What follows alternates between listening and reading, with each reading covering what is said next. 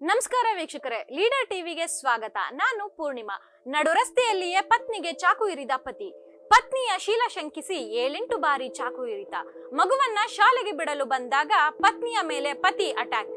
ಹೆಬ್ಬಗೋಡಿಯ ವಿನಾಯಕನಗರದಲ್ಲಿ ಘಟನೆ. ಬೆಂಗಳೂರು ಹೊರವಲಯ ಆನೇಕಲ್ ತಾಲೂಕಿನ ಹೆಬ್ಬಗೋಡಿಯ ವಿನಾಯಕ್ ನಗರ ಶ್ರೀಗಂಗಾ 29 ಕೊಲೆಯಾದ ಮಹಿಳೆ. ಮೋಹನ್ ರಾಜು 32 ಪತ್ನಿಯನ್ನ ಕೊಲೆಗೈದ ಪತಿ.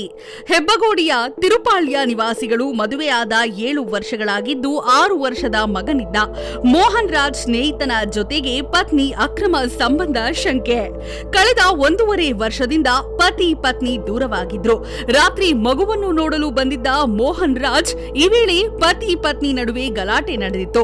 ಬೆಳಗ್ಗೆ ಮಗುವನ್ನ ಶಾಲೆಗೆ ಬಿಡಲು ಬೈಕ್ನಲ್ಲಿ ಬಂದಿದ್ದ ಶ್ರೀಗಂಗಾ ಈ ವೇಳೆ ಕಾದು ಕುಳಿತಿದ್ದ ಪತಿ ಮೋಹನ್ ರಿಂದ ಶ್ರೀಗಂಗಾ ಮೇಲೆ ಅಟ್ಯಾಕ್.